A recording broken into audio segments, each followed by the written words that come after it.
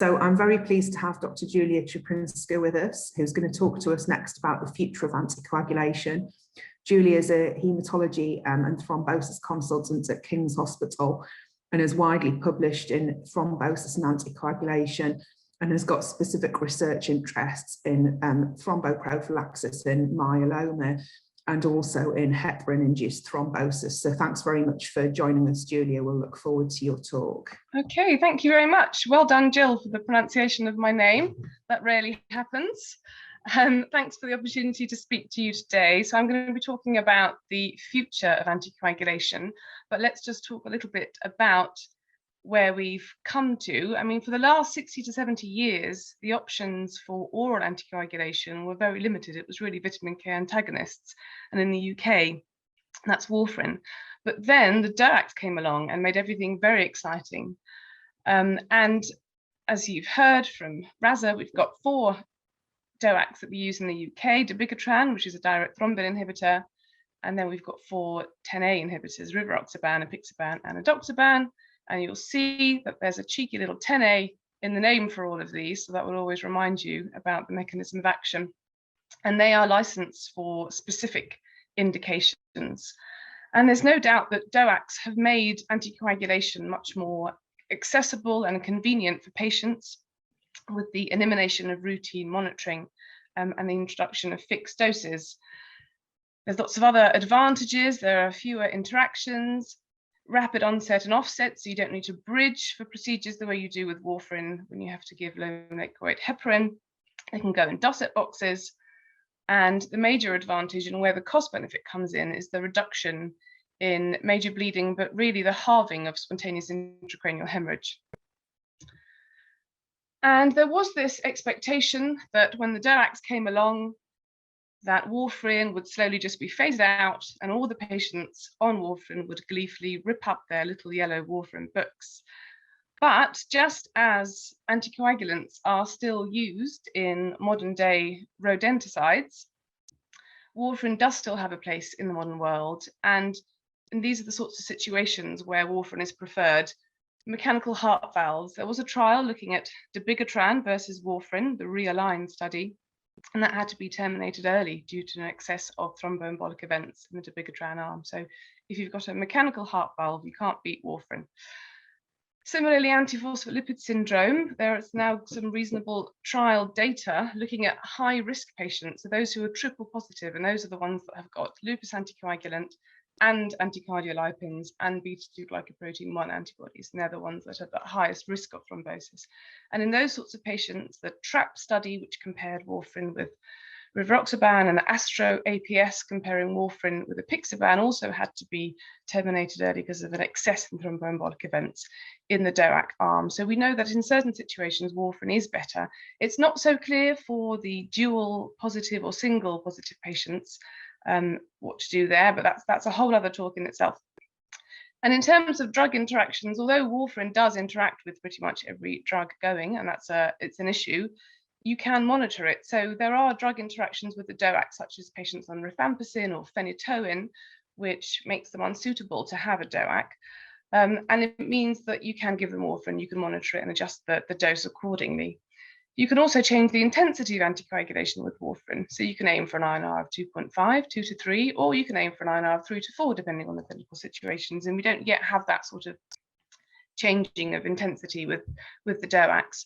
And although the main issue with warfarin is the requirement for routine monitoring, which patients don't like, it does also act as a way of monitoring and aiding compliance, because if your INR is low or you've not come for your INR test, then the anticoag nurse will be contacting you to ask you what's going on. And although the use of DOACs and the indications for them is increasing, so we now use them in cancer-associated thrombosis in appropriate patients, the ASH guidelines endorse the use of rivaroxaban for HIT when the platelet count is stable. There are still lots of indications for which we don't yet have the evidence for DOACs, and for some of those, it's got to be said that there isn't really the evidence for warfarin either, but there is the experience, and we continue to use warfarin in those sorts of situations. And although DOACs have improved upon warfarin in some ways, reduction of intracranial hemorrhage risk, it still remains a risky business, and there is a risk of bleeding. And in, let's say, an AF population, the risk of bleeding on warfarin per year of having a relatively major bleed is something about, in the region of 2 to 3%. So we can do better. And if only we could find a drug that provided adequate anticoagulation but didn't increase bleeding, that would really be the Holy Grail. And one potential target for that is looking at the intrinsic pathway. So the DOACs inhibit the common pathway, 10A and thrombin, while the intrinsic or contact pathway, that's the one in your classical coagulation cascade that isn't the INRs, that's all the APTT type of factors. And it's the one that's activated when blood comes into contact with medical devices. So that's mechanical valves, stents, left ventricular assist devices, central venous catheters, that sort of thing. And we know from patients who've got congenital factor 12 deficiency that although their APTT is prolonged, they don't have bleeding, they don't have an increase of bleeding. And similarly with factor 11 deficiency, which is known as haemophilia C, they don't tend to have spontaneous bleeds. They can bleed with trauma and with surgery, but they don't tend to bleed nearly as much if you compare the sort of bleeding that you get with haemophilia A, factor 8 deficiency, and haemophilia B, factor 9 deficiency. And where, if we manage to develop good agents, where they might come into play isn't necessarily as a sort of head-to-head against the DOACs, where there's already very good evidence and use for them. But for those sorts of indications, I've written here the parts that DOACs can't reach. So possibly with medical devices, thrombosis with medical devices, heart valves. And then there are certain situations where you really want to anticoagulate, but the risk of bleeding is already high. So patients who are already on dual antiplatelet therapy, and then when you add in an anticoagulant, we call that triple therapy, and those patients are at high risk of bleeding. So if you had an agent you could use that didn't increase the risk of bleeding that much further, that would be great.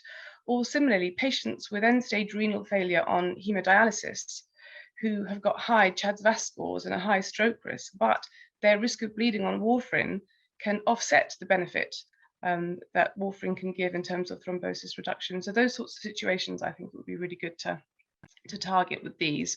And there are different ways you can target factor 11, factor 12. You can make an antisense oligonucleotide that binds messenger RNA and reduces the levels of the factor itself. There's always good old monoclonal antibodies. There's always new drugs every week being brought out, aren't there? New different targets. You can use an aptamer, which is an oligonucleotide strand that directly binds to the enzyme, the protein, and inhibits it. And you can use small molecules in a similar way to the way that DOACs inhibit 10 and thrombin, 10A and thrombin. And there are a number of agents that have gone past phase 2 status, which is quite exciting. So all these three have been trialed in the setting of VTE prevention post total knee replacement. And it's a phase 2 study, so there are different doses compared against enoxaparin largely. And the headlines really are that for all the doses, for the lower doses, there's been non-inferiority compared with enoxaparin for VTE prevention. And in the higher doses, there's been some superiority with potentially lower bleeding risks, although the trials weren't particularly powered well enough to say that there's statistically significant lower bleeding risk. So let's just go through those separately. The ISIS factor 11 treatment is an antisense oligonucleotide that's given subcutaneously, and in the trial in New England Journal of Medicine, you can have a read about it. I think I've got the references at the bottom. That was started 36 days before treatment. So I think from a patient perspective, that's a bit of a faff, isn't it? You're going in for an elective operation and you've got to start an injection 36 days before surgery, and then you have a few days afterwards. Ozosumab was a single dose infusion, a 60-minute infusion, and that was trialed. You can either have a pre-op or a post-op dose. That's a bit more manageable. In that particular study, they also used apixaban prophylaxis as a comparator, and to my reading of it, they had quite similar risks in terms, similar benefits in terms of thrombosis prevention and similar bleeding risks. So I think there's still work to be done. And then lastly, abelacimab is another IV dose, and it's a single post-op dose. So I think from a practical perspective, that's probably a bit more enticing as an option. So we'll see how those develop over the years. There is another monoclonal antibody looking at factor 11 inhibition, but that's still in phase 1 treatments. Studies, sorry. Right, and then the oral small molecule inhibitors are actually quite exciting because they're basically the new DOACs. And this particular molecule, the BMS molecule, has just completed in a phase 2 study, again looking at total knee replacement. So it'll be really exciting to see what those results show. And then there are 2 studies recruiting currently looking at secondary stroke prevention. So there's the axiomatic study, and that is looking at patients who are on aspirin and clopidogrel plus either the study drug or placebo.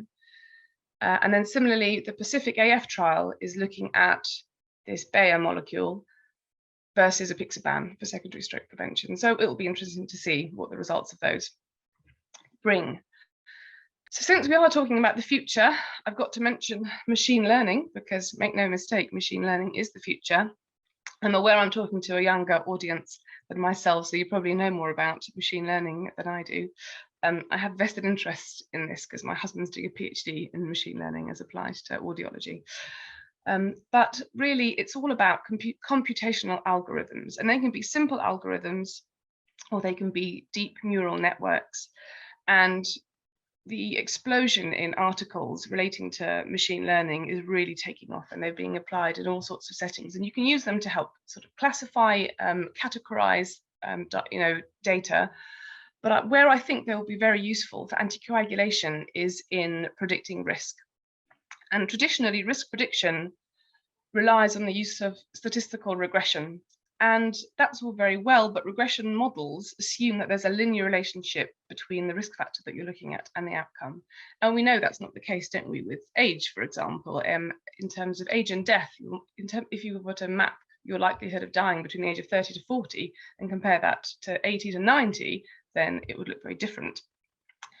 And also regression models find it difficult to tackle the heterogeneity of effects. So that's all about interaction. So when the outcome of a variable, so when a variable's relationship with another variable predicts the outcome, then it's quite difficult to capture that with the statistical regression models. So what machine learning does is it allows for this flexible relationship between the predicted variable and the outcome. And the key part of the phrase machine learning is actually the learning part. So you can input data and then you fine tune your prediction model, and you can make it work better and better. You can teach it to perform better. And it's only a matter of time, I think, before we end up with better prediction models than we have at the moment. Raza talked about the 2-level Wells score for patients presenting with DVT.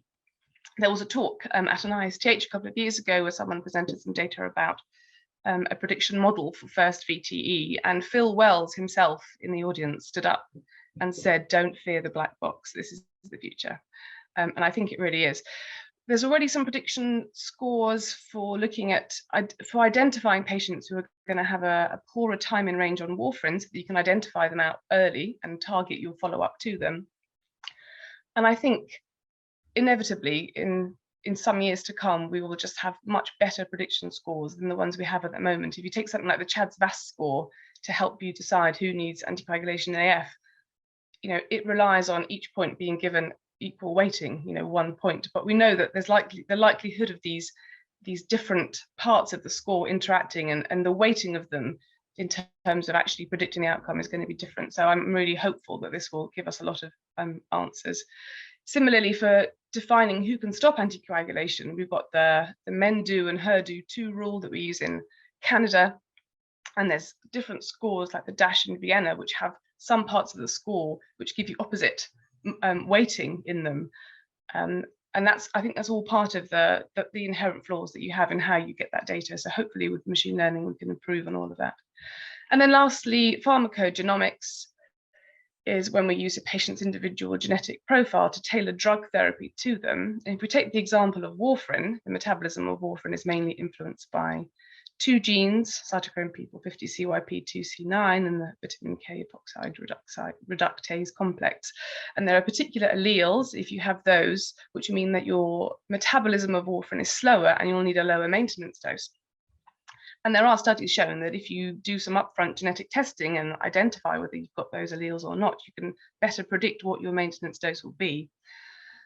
And unsurprisingly, this is a bit controversial, because if you think of the amount of money you need to spend to do this genetic testing, when all you really need to do is give them some warfarin, check their INR, and then reduce the dose if it's too high, it does seem a little bit costly and not entirely necessary.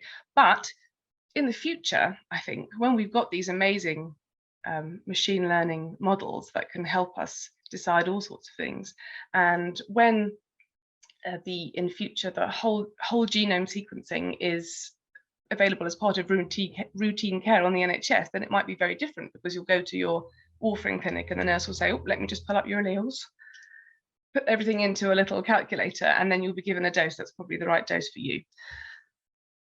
But not yet. So I think DOACs have made a huge advancement, but they're still better. We can still do better in terms of bleeding risk, and it'll be very interesting to see how contact pathway inhibitors develop. Warfarin, still not dead, still very much going to be part of our lives for the foreseeable future. And it's only until we can find a drug that can really match warfarin in those particular scenarios that I mentioned that we're going to be able to get rid of that. Embrace the algorithms, don't fear the black box, it's the future.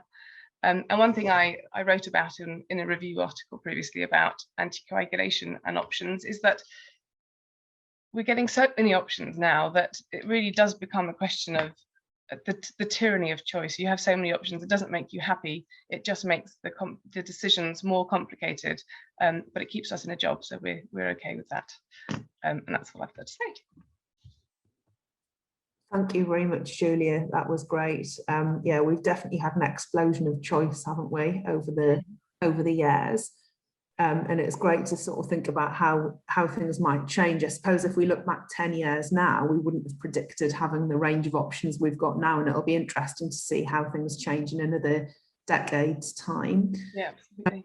We probably have a couple of minutes to fit some questions in now, because we only have 2 case presentations. So if anybody does have any questions, please either put them in the chat or indicate you'd like to speak, and we'll take you off mute so that you can ask your questions.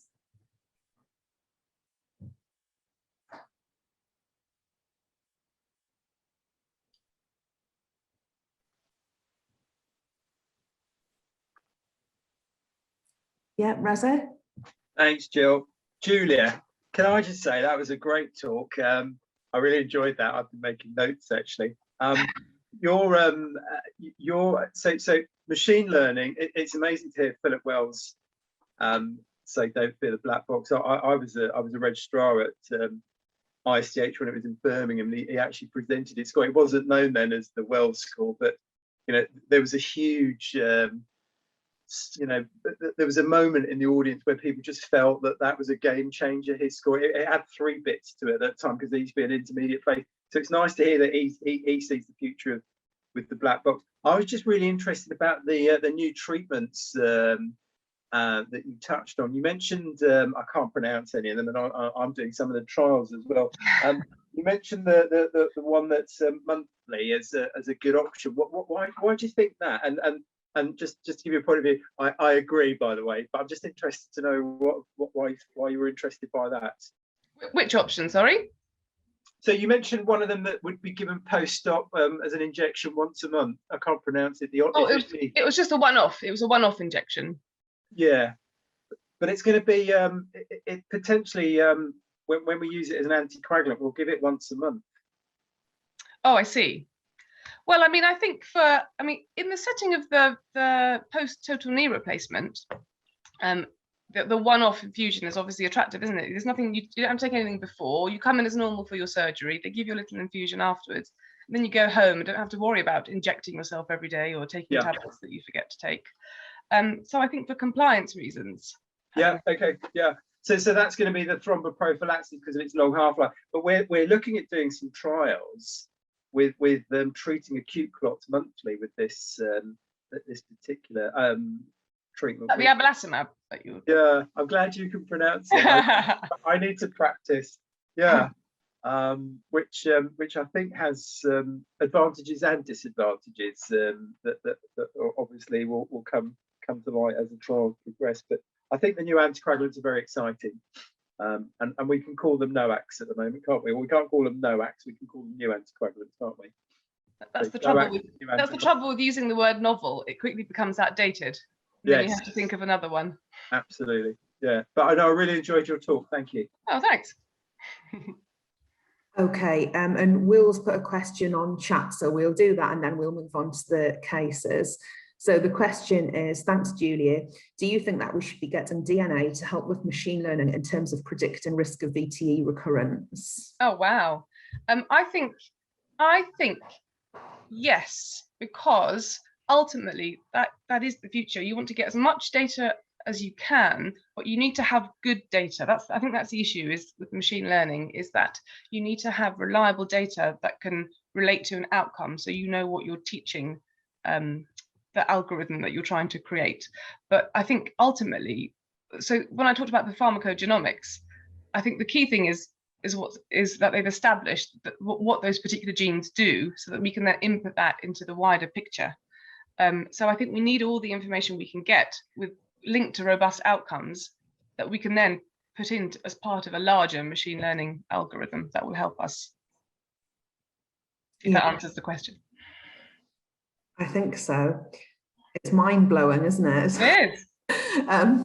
Yeah, I think it's interesting to think of how much of our genome or exome is going to be sequenced in the future to predict various prognostic factors and response factors. Okay, I can see there are some more questions coming through, but I think because of time, we had better move on. We've obviously not got long to discuss a huge area. So thanks very much, Julia. That was great and really sort of nice to think how things may change and think a bit beyond current strategies.